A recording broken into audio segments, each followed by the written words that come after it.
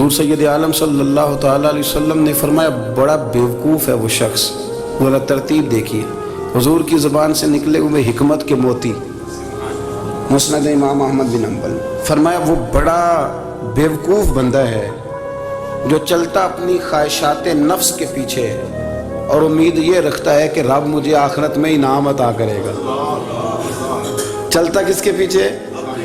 خواہش کے پیچھے، اور کہتا یہ ہے کہ اللہ مجھے قیامت میں انعام دے گا. تو انعام تو اسے دیا جاتا ہے نا جو کو محنت کرتا ہے. دیکھیں نا، جس کا منہ پنڈی کی طرف ہے تو پنڈی وہ پہنچے گا کہ وہ جس کا منہ پنڈی کی طرف ہے وہ لاہور پہنچ جائے گا. منہ پنڈی کی طرف کرنا اور خواہش لاہور کی رکھنا، منہ کر لینا لاہور کی طرف اور خواہش پنڈی کے رکھنا، تو میاں یہ تو نہیں نہ ہوگا. پیچھے چتلے خواہشات نفسانیہ کے ہمارے ہاں نا بہت بڑا رٹا ہے.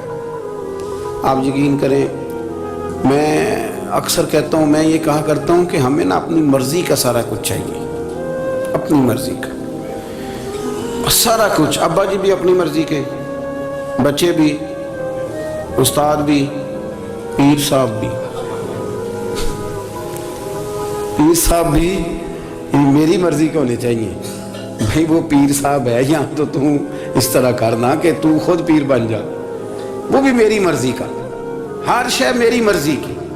بلکہ قرآن مجید کے 13ویں پارے میں تو رب فرماتا ہے لوگوں نے نفس کی خواہش کو خدا بنا لیا. نفس کی خواہش کو خدا بنا لیا، اس کے پیچھے بھاگتے ہیں. اپنی خواہشات تھوڑی تھوڑی کم کریں، زندگی میں تھوڑی کم کریں. پرانے کپڑوں پہ بھی ایک سیزن نکال کے دیکھیں. ایک وقت کا کھانا جو اپنا آپ کا من بڑا چاہ رہا ہے نا، تو ایک وقت کا کھانا صرف اللہ کی رضا کے لیے کسی غریب کو دے کے دے دیں. میں ایسے سینکڑوں اور ہزاروں لوگوں کو جانتا ہوں جن سے میں پوچھوں نا گھی کس بھاؤ ہے تو انہیں کوئی نہیں پتا. میں نے 2-4 نہیں کہے، میں نے سینکڑوں اور ہزاروں کہے ہیں. میں جانتا ہوں ان کو نہیں پتا چنے کی دال کا ریٹ کیا ہے، نہیں پتا. اور میں ایسے بھی سینکڑوں اور لاکھوں کو جانتا ہوں کہ جس کی بیوی رات کو خامد کو کہتی ہے کہ جو سویرے گھی لائے تھے وہ ختم ہو گیا، سویرے بچوں نے اسکول جانا ہے تو پراٹھے پکانے کے لیے گھی کوئی نہیں. تو درمیان والا بیٹا تو خشک روٹی بھی نہیں کھاتا. دیکھو نا، ہم سیاست کی بات کر رہے ہیں، فلانے کا فیصلہ ٹھیک ہے کہ نہیں، اور ایک ہمارے محلے میں وہ گھر بھی ہے، وہ سویرے یہ ڈسکس کر رہے ہیں کہ بچوں کے لیے گھی نہیں ہے، انہوں نے اسکول. یہ سارے تبصرے، یہ ساری باتیں، یہ لمبے چوڑے، یہ تو پیٹ بھر کے روٹی کھانے کے مسئلے ہیں. اگر بھوک شدید لگی ہو تو پھر بات یاد نہیں رہتی.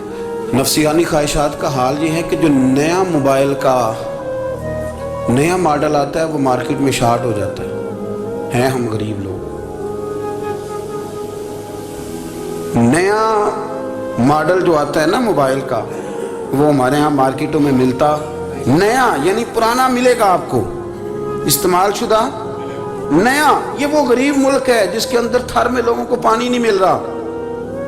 اور میرے نفس کی خواہش یہ ہے کہ کہیں مجھ سے پہلے، میں نے اپنے کانوں سے سنی ہے بیویاں کپڑے خریدتی کپڑے کی دکانوں پہ، کہتے چھاٹ ہے تو ڈیزائن بڑے لوگوں پا لیا ہے، وہ دے جو بھی کسی نے. جو میرج ہال زیادہ مہنگا بنتا ہے نا اس میں رش زیادہ ہے.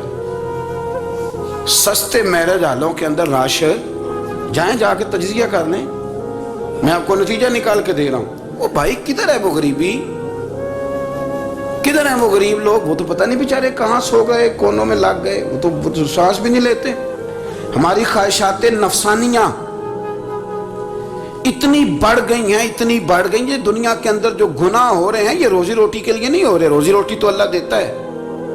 جو لوگ جسم فروشی کر رہے ہیں، یہ جو لوگ لوگوں کی تجارت کر رہے ہیں، دھندے ہو رہے ہیں، تو روزی روٹی کے لیے نہیں، نفسانی خواہشات کے لیے. یہ کاروں اور بنگلوں کے لیے سارا کچھ ہو رہا ہے، یہ جائیدادوں کے لیے ہو رہا ہے، یہ نیا پیٹرول پمپ لگانے کے لیے کوشش ہو رہی ہے. یہ ساری جدوجہد، مطلب آپ دیکھیں نا، ہمارے ہاں ایک گھر ہوتا ہے، گھر کے بعد ایک لان ہوتا ہے، اس سے صبر نہیں آتا تو اس کے بعد پھر فارم ہاؤس ہوتا ہے، ڈیرا ہوتا ہے، اس کی الگ ہمیں ضرورت ہے. نہ اتنے پیر نہ دنیا کے اندر آپ پساریں کہ دنیا سے جانے لگیں تو یارو کٹھے ہی نہ کر پائیں. نہ اتنے نہ. اپنی زندگی مختصر، محدود، تھوڑا سا، تھوڑی خواہشات، گنے ہوئے پیسے، नफ़ेतुल काम। मैं आपको सही बताता हूँ, जैसे जैसे इंसान बड़ा होता जाता है वो उलझता जाता है, उसके मसाइल बढ़ते जाते हैं। आप देख लें हमारे यहाँ लोगों की आमदन थोड़ी नहीं, खर्चे ज़्यादा हैं। मसाइल अखराजात के, आमदन के थोड़े हैं। मेरे रसूल करीम सल्लल्लाहु अलैहि वसल्लम के कुर्बान जाऊँ, मदीने वाले हबीब ने कमाल करके हमें दिखाया। हुजूर सैयद आलम अलैहिस्सलाम ने फरमाया, मैं तो भूख लगने पे रोटी खाता हूँ, मैं तो भूख पूरी लग जाए तो खाता हूँ। और फरमाया पूरी भूख मिटती नहीं तो मैं हाथ खींच भी लेता हूँ, मैं शिकम सहरी नहीं करता। भूख हम तो टाइम दे के रोटी खाते हैं, ये नहीं कहते भूख लगी, कहते 7 बज गए, नाश्ते का टाइम हो गया, अब 2 बज गए, अब दोपहर के खाने का यानी टाइम हो जाता है, भूख लगे ना लगे। अब मगरिब हो गई तो शाम के खाने का अपनी ख्वाहिशात को समेटो, वरना ये गुलाम बना लेगी। मैं आपको सही बताता हूँ, बचपन में जवानी में जिन लोगों ने ख्वाहिशों को नहीं ना समेटा, मैं कुछ ऐसे लोगों को जानता हूँ बुढ़ापा आ गया है, अब वो चाहते हैं कि हम वो गलती छोड़ दें, पर वो रच बस गई है। उनके बच्चे उन्हें कहते हैं अब्बा बस कर, लोग शिकायतें करते हैं, लेकिन चूंकि जवानी में कंट्रोल नहीं किया तो बुढ़ापे में कैसे होगा। हमारी ख्वाहिशात हमारे लिए मुसीबत बन गई हैं। हम कुछ ऐसी बुरी आदतें थी जिनके पीछे लग गए तो तबाह हो गए। वापस आए, मेरे रसूल करीम सैयद आलम सल्लल्लाहु अलैहि वसल्लम के गुलामों ने ना अपनी ज़िंदगी को महदूद करके रखा। महदूद। हज़रत सलमान फ़ारसी रज़ी अल्लाह तआला अन्हु हज़रत उमर से मिलने आए। जनाब उमर कहने लगे यार बड़ा काम का बंदा मिलने आया है, कोई मतलब की बात मिलेगी। तो जी कहने वाले भी बड़े होते हैं ना, तो उनका वैसे भी हक नहीं बनता कि वो जाके बताएं। कुछ होते हैं जो दोस्त होते हैं, जो बड़े होते हैं, वो कई दफ़ा कुछ बातें बताते हैं, इस्लाह करते हैं, उसमें मज़ा आता है। हज़रत उमर फ़ारूक ने हज़रत सलमान फ़ारसी रज़ी अल्लाह तआला अन्हु से कहा यार बड़े दिनों के बाद आए हो तो ये तो बताओ मेरे अंदर कोई गलती तो नहीं, मैं हुकूमत कर रहा हूँ, लोग सारे अदल इंसाफ की बातें बता रहे हैं, मेरे तकवे की बातें सुना रहे हैं, कोई गलती। तो सलमान फ़ारसी रज़ी अल्लाह तआला अन्हु कहने लगे बिल्कुल गलती है उमर, तुम्हारे अंदर बड़ी शदीद है, मुझे बड़ी नापसंद है और शदीद किस्म की गलती है, नहीं होनी चाहिए थी। तो हज़रत उमर फरमाने लगे बोलो। अर्ज़ की मदी क्या पूरे 22 लाख मुरब्बा मील में सब जगह गुर्बत खत्म हो गई है? हज़रत उमर कहने लगे नहीं। तो फरमाने लगे मुझे पता चला है कि जब तुम्हारे पास दोपहर का खाना आता है तो सालन के साथ चटनी भी आती है, ये गलती नहीं। तुम्हारी हुकूमत में 22 लाख मुरब्बा मील 24 लाख मुरब्बा मील सारे बंदे पेट भर के रोटी खाने लगे। अर्ज़ की नहीं। तो फरमाने लगे हज़रत सलमान फ़ारसी उमर फिर तू 2-2 सालन खाता है एक वक्त में, अल्लाह से डर नहीं आता? तो जनाब उमर फ़ारूक रो पड़े। ये बिल्कुल जायज़ था। इस बात से अगर कोई मना करता है तो जायज़ नहीं दीन में, ये भी मैं आपको बता दूँ। आपके पास जायज़ पहले 6 सालन का है, मैं कौन मना करने वाला, पर वो उमर थे ना, उमर का मनसब और है।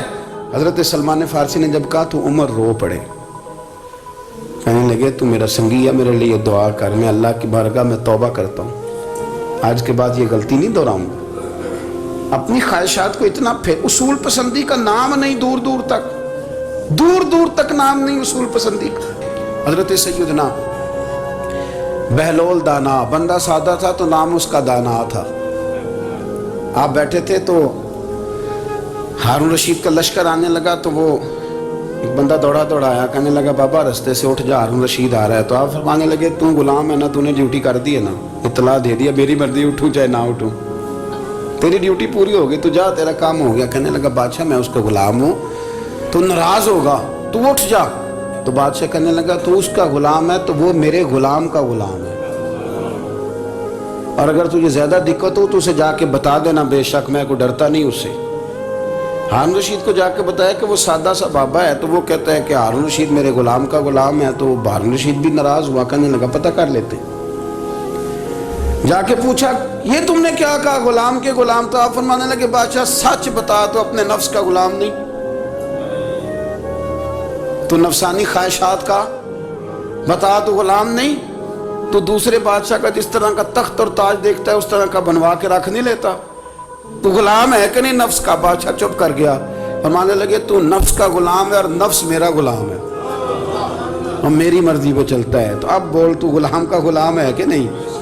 तो हारून रशीद कहने लगे हजरत बहलोल दना से मैंने कई दफ़ा इरादा किया कि आपसे ना मिलूं, पर आ ही जाता हूं, पर फतह हर दफ़ा आपकी हो जाती है।